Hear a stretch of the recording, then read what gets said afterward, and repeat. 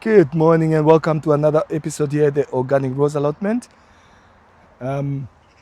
It's October the 18th, I believe.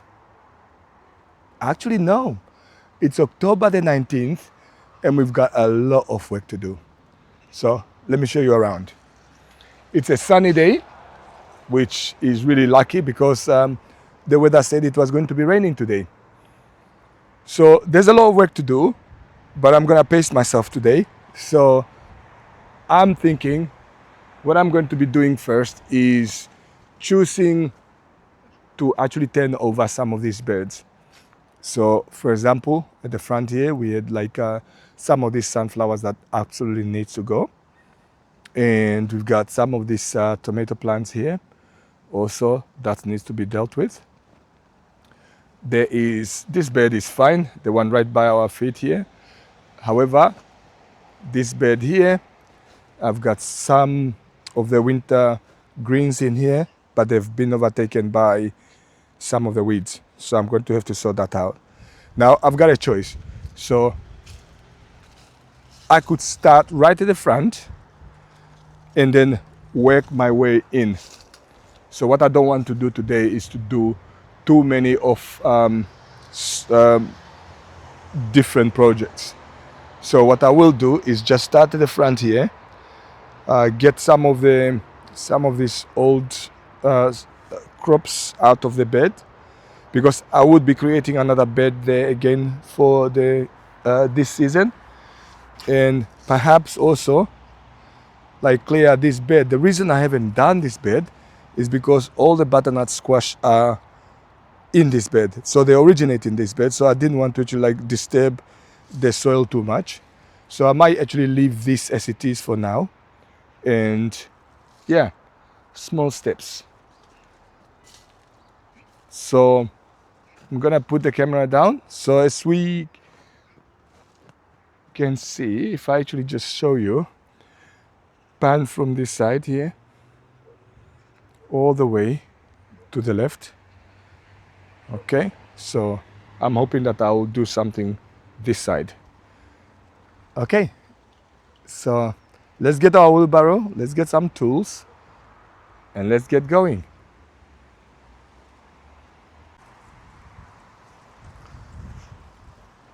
Okay.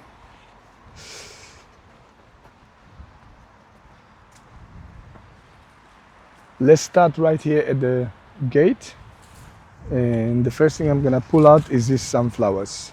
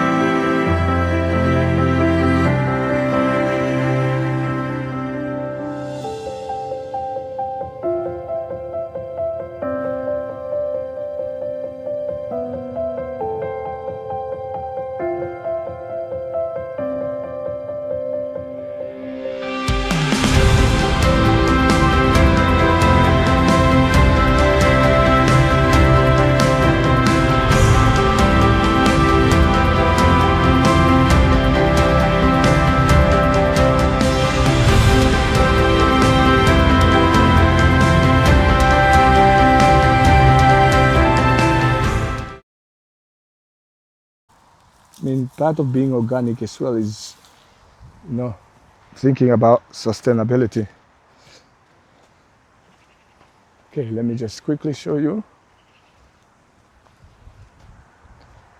Here's a handful of what the clips look like. Okay, and you push them together like that. And if you want to take them apart, so these are reusable.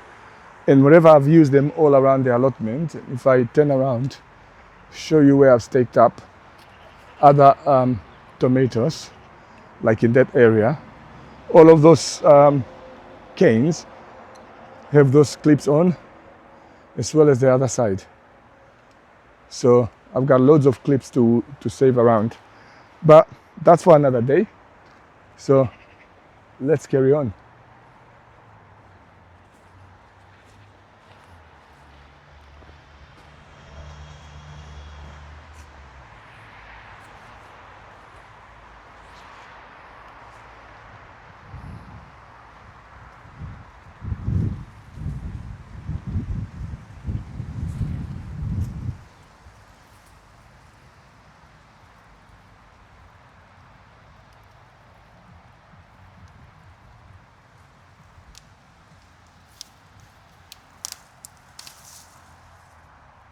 Sometimes it can be a bit hard to take off, but patience.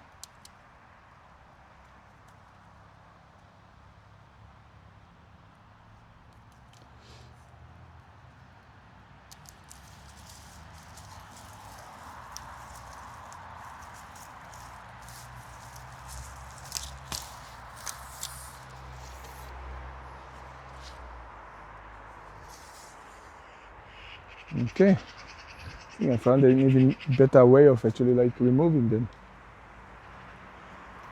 Instead of opening them whilst they're on the cane,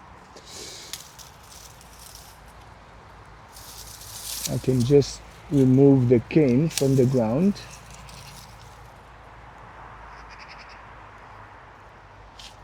And then slide them off. Okay, so that's done.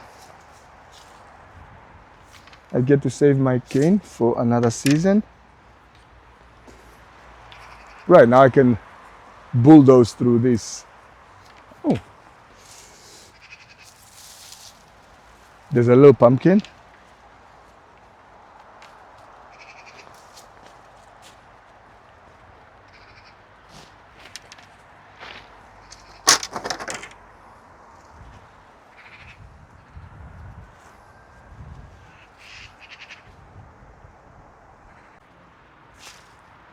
Okay, so this is just general weeding.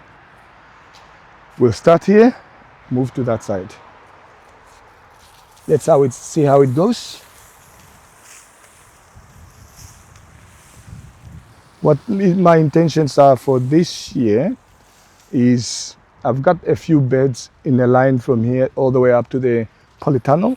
So what I'm going to be doing is I'm going to be creating another bed here, right close to the fence. This will still be a flower bed along the fence, but I'm going to put a raised bed here so that I don't have to dig it up every year.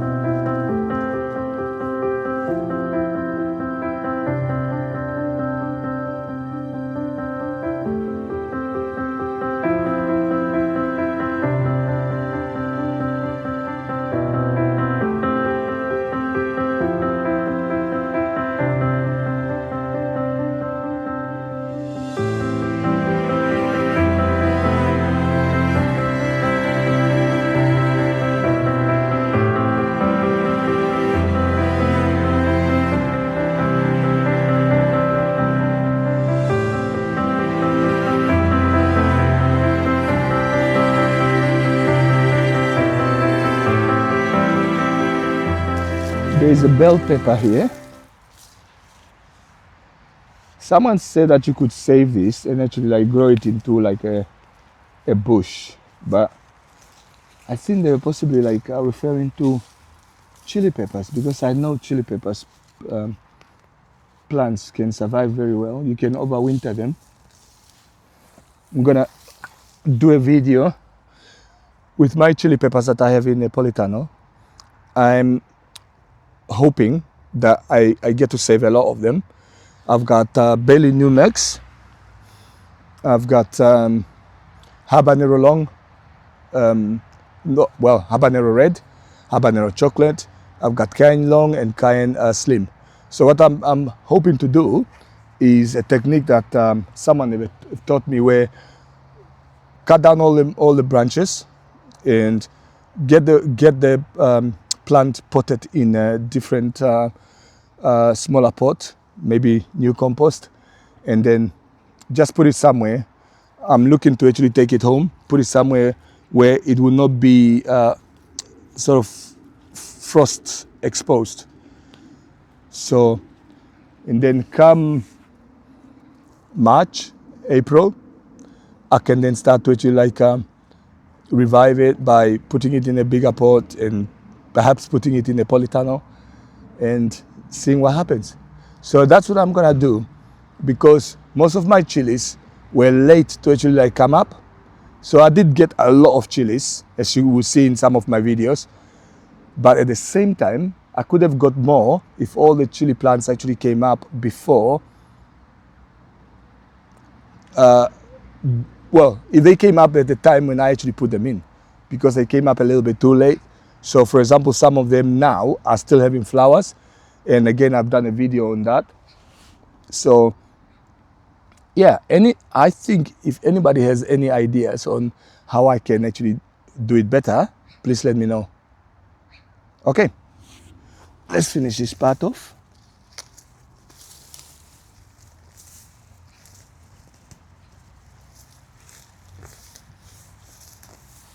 I do leave some of the crops in, like let's say for example this spinach. There is no need for me to pull it up at all, because if I do put a bed here, it will still be that spinach will still be producing, even within a bed of other crops. So I'll just leave it there and plant around it. That way, I have loads of spinach all around, and I can have a harvest in different parts of the allotment. I'm not really big on monocrop. I try as much as possible every bed to have to do a companion crop. I find that monocrop not only, it doesn't really work well. The soil actually loses integrity, because you have to kind of just put one type of crop that is using one type of a set of minerals from the soil. So if I put, let's say, something that is nitrifying, like beans, I'll then put something else that needs that nitrogen. Let's say something like spinach will need the nitrogen, and something like tomatoes will also benefit from it. So if I am actually planting some beans, and I've done that last season, so I had beans, bolotto beans, and my tomatoes growing next to each other, and they did really, really well, because the bolotto beans actually use the canes to actually hold themselves up, and I also use those same canes to hold the tomatoes up. So it was win-win. And as the beans are actually stringing themselves around, they're also holding the tomato in place.